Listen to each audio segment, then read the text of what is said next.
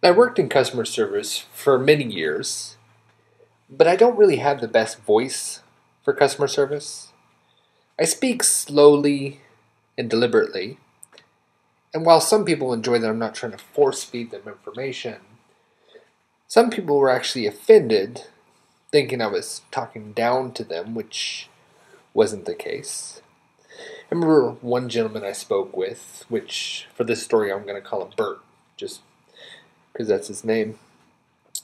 I didn't come here to lie to you people.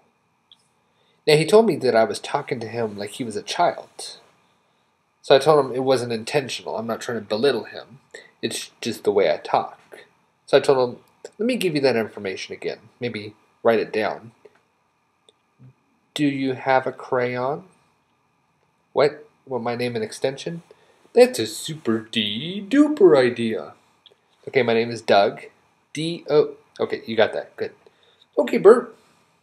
Bert, you're shouting again, Bert. And my extension is. Are you ready? Okay, the first number, 6. 6. Oh, oh, oh. You get the idea. I remember one time I got a call from a man that was highly upset about receiving a solicitation from the company I was working for. He was livid. He actually called me screaming. And he actually said, I imagine that all the people that work for your evil company sit around a fire in your expensive suits, eating raw meat and just laughing at the poor saps that just hand you their hard-earned money. I said, sir, I can assure you, I don't wear a suit. So when the company decided to pack up and move, I really wasn't interested in commuting, so I quit. You think the commute to DC is bad? You should try a 20-hour flight to India.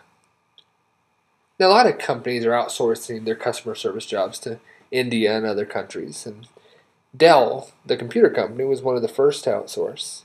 But with Dell, it really doesn't matter.